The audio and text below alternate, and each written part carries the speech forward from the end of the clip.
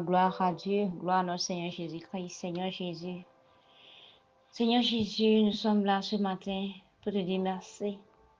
Nous sommes là pour te rendre grâce, pour te bénir, pour te louer, pour t'exalter, pour t'honorer, Seigneur Jésus-Christ, pour reconnaître tous tes bienfaits, Seigneur Jésus-Christ, dans nos vies, Seigneur, quand nous pensons à ta grandeur. La nuit, sur notre couche, Seigneur Jésus-Christ, nous voyons ta grandeur, Seigneur. Dans ce réveil matinal de chaque jour, Seigneur Jésus-Christ, nous voyons ta grandeur, Seigneur Jésus-Christ. Dans tous les combats que tu fais, que tu combats pour nous chaque jour et nuit, Seigneur Jésus-Christ. Seigneur Jésus-Christ, nous voyons ta grandeur, Seigneur, dans les œuvres de tes mains, Seigneur, tes créatures, Seigneur, la mer, les montagnes, Seigneur Jésus-Christ, et tout ce qu'il y a sur cette terre, Seigneur. Nous voyons ta grandeur. Nous voyons combien de fois tu es si sage, tu es si grand, tu es si puissant, Seigneur Jésus-Christ. Quand nous voyons les situations impossibles que la science n'a pas pu expliquer, que toi, Seigneur Jésus-Christ, que tu as seulement dit une parole et puis c'est réglé, Seigneur Jésus. Quand nous pensons à cela, Seigneur Jésus-Christ, nos âmes ne font que te louer. Nos âmes ne font que t'exalter, que t'honorer, que te dire merci, Seigneur Jésus. Parce que tu es bon, tu es fidèle. Tu es si merveilleux, Jésus. Véritable ami au jour de la détresse. Nous te rendons grâce encore de nous avoir comptés parmi les survivants de ce jour. Seigneur Jésus-Christ, tu n'as pas regardé à nos iniquités. Tu n'as pas regardé au moment où des fois où on n'arrive même pas à prier avant de dormir. Mais toi, tu nous préserves chaque matin. On se réveille. Seigneur, pas parce que nous sommes bons, pas parce que nous sommes tellement justes, mais c'est ta grâce, Seigneur Jésus. Nous voulons te dire merci pour cette grâce. Nous voulons t'honorer, t'exalter, te glorifier, toi le Dieu trois fois saint, soit l'alpha et l'oméga, le commencement et la fin, Seigneur Jésus. C'est pourquoi nous nous abandonnons en tes mains ce matin encore. Viens régner dans notre cœur, Seigneur. Purifie, Seigneur, purifie-nous. Purifie, enlève le faux qui est en nous, Seigneur. Enlève cette semence qui nous empêche d'être agréable, Seigneur. Et plante en nous ta semence de vie, Seigneur Jésus. Saint-Esprit de Dieu, nous t'appelons. Nous t'appelons maintenant. Viens nous diriger, viens nous orienter maintenant au nom puissant de Jésus-Christ. Merci Seigneur Jésus, car tu le fais déjà. Au nom puissant de Jésus-Christ, nous avons adoré le Seigneur. Shalom, chers frères et sœurs. Et je nous salue ce matin encore dans le bruit précieux de notre Seigneur Jésus-Christ. Ce matin encore, nous sommes là. Nous continuons avec l'étude du livre de Apocalypse 22, verset 6. Et qui dit ceci: ces paroles sont dignes de foi et véritables. Ces paroles sont dignes de foi et véritables. De quelles paroles ils sont en train de nous parler ici? De la parole de Dieu. 1. De quelles paroles ils sont en train de nous parler ici? De la parole, des choses, des révélations que l'ange a montrées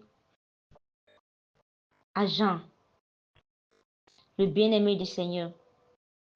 Ces révélations, ces choses qu'il a vues, entendues.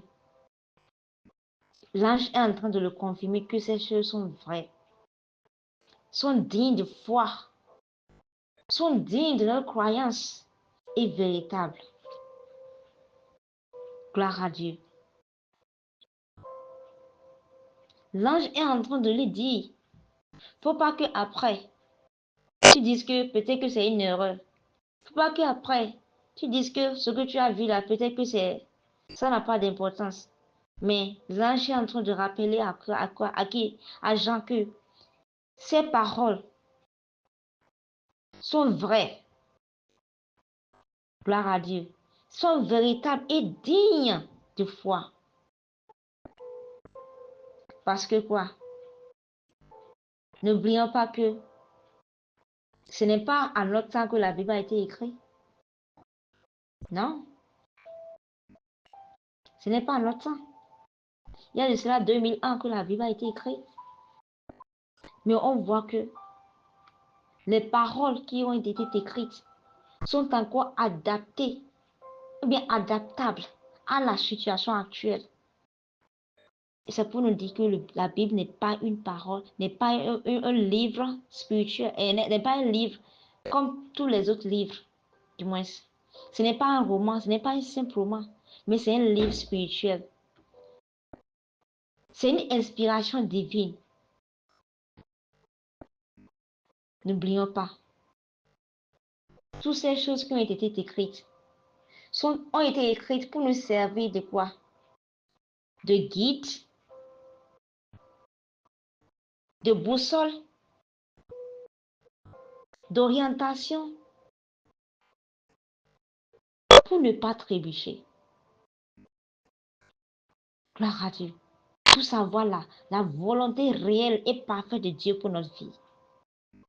Mais est-ce que toi et moi, est-ce que nous voyons encore la parole de Dieu comme vraie? Est-ce que nous croyons encore à ces vérités que le Seigneur a dit dans sa parole? C'est vrai, même si ceux qui ne sont pas des croyants, ils disent tout type de mots sur la parole de Dieu, bien sûr la Bible. Nous, en tant qu'enfants de Dieu, est-ce qu'on aussi on devrait faire partie de ces personnes? La plupart des personnes vont te dire même, vous croyez encore à la Bible. Nous sommes au 21e siècle. Hein? Votre Bible, là, c'est déjà révolu. Ce qui se passe actuellement, là, la Bible n'est pas réglée, ça. Mon frère, ma soeur.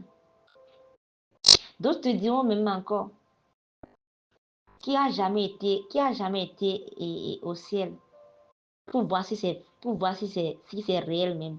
S'il y a même le ciel ou bien s'il y a quelque chose qu'on appelle enfer. D'autres te diront que le ciel et l'enfer, ça n'existe pas. Le royaume des cieux et l'enfer n'existe pas. Que le royaume des cieux, c'est sur terre. L'enfer, c'est sur terre. Que si tu fais du bien, tu vas récolter du bien. Si tu fais du mal, tu vas récolter le mal. Mon frère, ma soeur.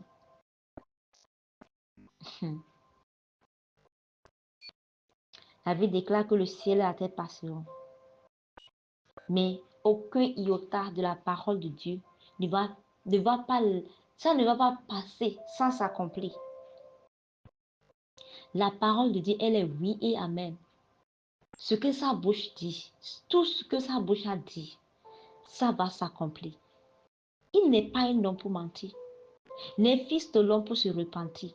Quand il dit un mot, cela s'accomplit. Peu importe la durée de cette prophétie et l'accomplissement, ça va toujours s'accomplir.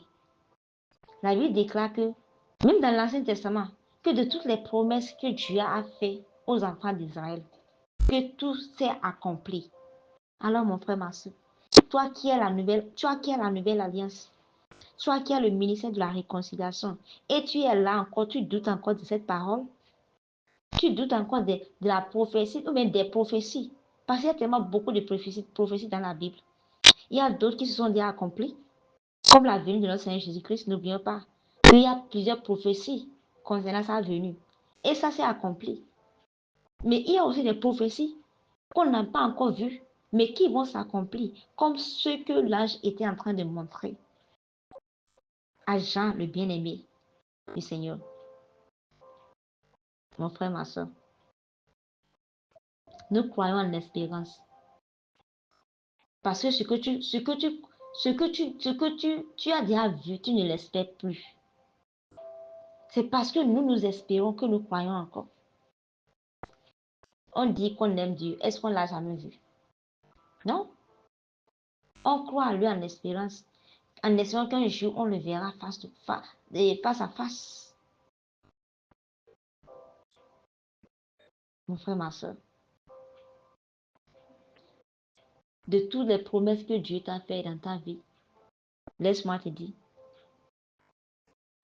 elles vont s'accomplir. Je ne sais pas ce que le Seigneur t'a dit. Mais je sais que pour chaque personne sur cette terre, Dieu a une promesse spécifique pour chacun de nous tous. Et je te dis encore ce matin, de toutes les promesses que Dieu t'a déjà faites, elles vont s'accomplir. Peu importe la durée. Peu importe la durée, elle va s'accomplir. Un homme peut te faire la promesse et ne pas tenir sa promesse. Je vous assure. Dans ma petite vue, j'ai vu des personnes qui m'ont fait des promesses, des personnes que je respecte tellement tant, mais qui m'ont promis des choses, mais hélas, ils n'ont pas pu. Mais ils ne sont que des humains. Mais Dieu est Dieu. À qui voulons-nous comparer Dieu? À qui? Est-ce au grand de ce monde? Aux riches de ce monde? Jamais. La Bible déclare que toute la nation, c'est comme une goutte d'eau. Une goutte d'eau dans l'océan. C'est ce que l'humanité tout entière représente devant Dieu. Alors, à qui pourrons-nous comparer Dieu? Gloire à Dieu. Lui qui nous connaissait, il a dit que avant que tu ne sois conçu dans le ventre de ta mère, je te connaissais. Il nous connaissait. Il nous avait choisis. Alléluia. Alors, tu crois que ce Dieu, qu'il est incapable de te faire ou bien de te donner ce que tu demandes? Je ne sais pas ce que tu demandes. Je ne sais pas ce qui t'a tellement blessé. Ce qui a amené, ou bien ce qui t'a amené à ne plus croire aux promesses de Dieu. Peut-être que tu as servi le Seigneur de tout ton cœur. Tu as donné ton tout. Mais il n'y a rien à montrer dans tout ça. Peut-être que toi, tu es tellement active dans l'église de Dieu. Tu fais tout. Malgré ça, tu attends un enfant depuis des années. Peut-être que pour toi, ton âge évolue. Les gens demandent, les gens te posent des questions. Les gens même se moquent de toi. Ils t'ont donné des noms. Peut-être que toi, tu travailles comme si tu ne travaillais pas. Parce que il y a rien qui sort de ton travail. Peut-être que pour toi, c'est autre chose. Je ne sais pas par quoi tu traverses. Je ne sais pas ce qui t'a amené à douter de la promesse de Dieu pour toi. Je ne sais pas ce qui t'a amené, mais ce qui est en train de t'amener à retourner dans le monde. Gloire à Dieu. Ne sois pas comme les gens de Galates. Il dit, vous, vous fous, ou bien vous insensés, les gens de Galates, comment vous pouvez commencer avec l'esprit et finir avec la chair? Donc ce Dieu à qui vous avez déjà goûté, vous avez vu ce qu'il fait, vous avez vu ses œuvres. Maintenant, quelqu'un d'autre vient vous prêcher une autre évangile et vous croyez à cela et vous avez oublié ce que vous connaissez dès le départ. Gloire à Dieu. Mon frère, ma soeur, ne te décourage pas à cause de ce que tu vis actuellement. Ne te décourage pas à cause de ce que les gens disent. Ou bien à cause des personnes qui viennent derrière pour te dire que toi, tu es encore là, tu vas encore à l'église chaque fois. Et jusqu'à présent, regarde ta vie. Et ils vont te dire, oh, laisse, j'ai quelque part là, c'est rapide. Hein. Tu vas là. Non, l'homme de Dieu, il est chaud. Il prie pour toi, mais c'est fini. Gloire à Dieu. Et ceux qui se moquent même de ceux qui suivent la parole de Dieu. D'autres te disent même que votre Bible a été falsifiée. Ah, mon frère, ma soeur.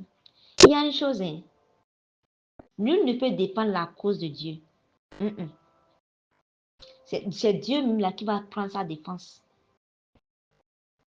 Que la Bible soit falsifiée ou pas, nous, on croit la parole de Dieu. Gloire à Dieu.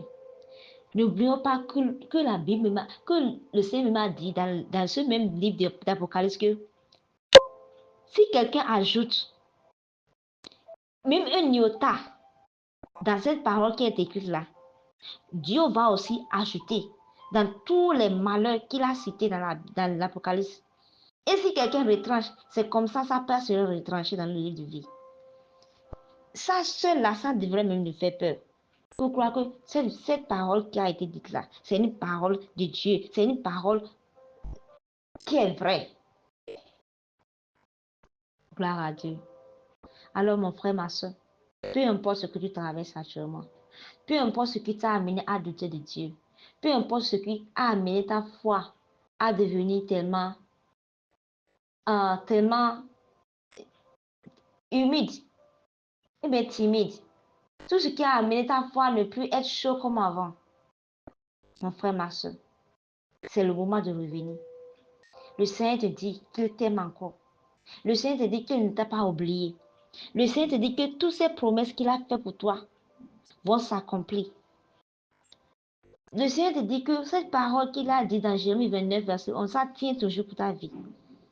Car je connais les projets que j'ai pour toi. Projets de paix, de joie, de bonheur. Les promesses de Dieu sont toujours tenues. Le Seigneur te rappelle que tu n'es pas ce que les gens disent que tu es. Tu es la prunelle de ses yeux. Tu vaux beaucoup de choses. Oui, le Seigneur t'appelle. Qu'il va restaurer. Le Seigneur te dit qu'il va te donner un nouveau départ. Le Seigneur te dit qu'il va ouvrir un chemin dans le désert. Et les fleuves d'eau vont jaillir dans ce rocher.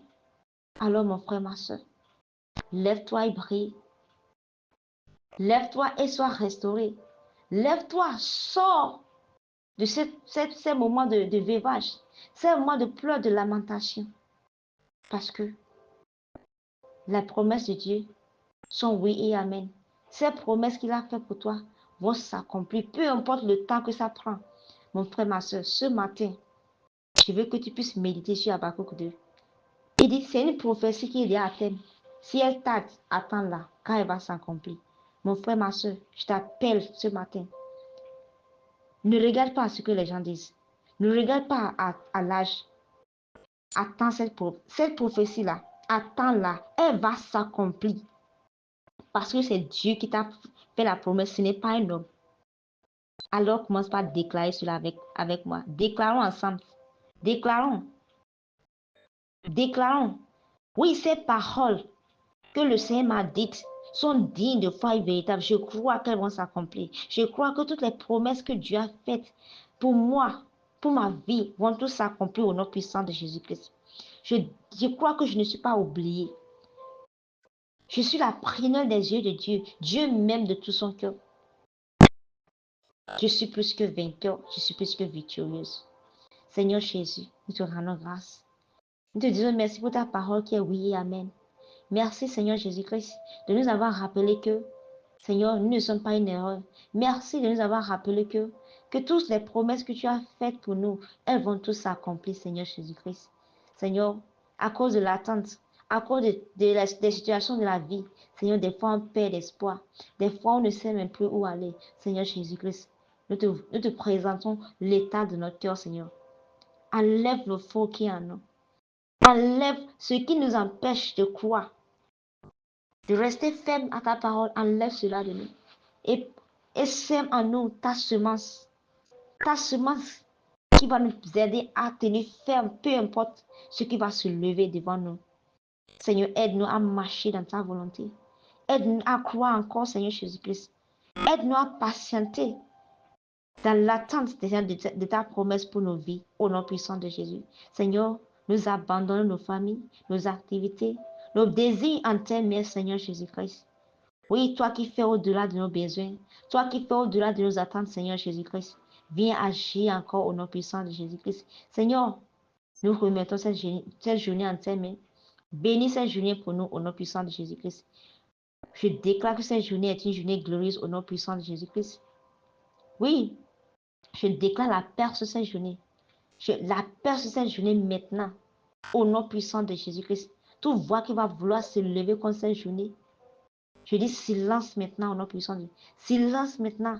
Que la paix de Dieu règne en cette journée, dans nos allées, dans nos retours. Que la main puissante de Dieu soit sur nous, soit sur nos activités, au nom puissant de Jésus-Christ. Que la lumière de Dieu jaillisse dans tout ce qui est comme ténèbres, dans tout ce qui est comme incompréhension dans notre vie, au nom puissant de Jésus-Christ. Tout ce que nous allons toucher aujourd'hui est fructueux, au nom puissant de Jésus. Oui, le Seigneur nous conduit, il dirige le pas, il marche pas à pas avec nous. Et cette journée est fructueuse au nom puissant de Jésus-Christ. Merci car tu le fais déjà.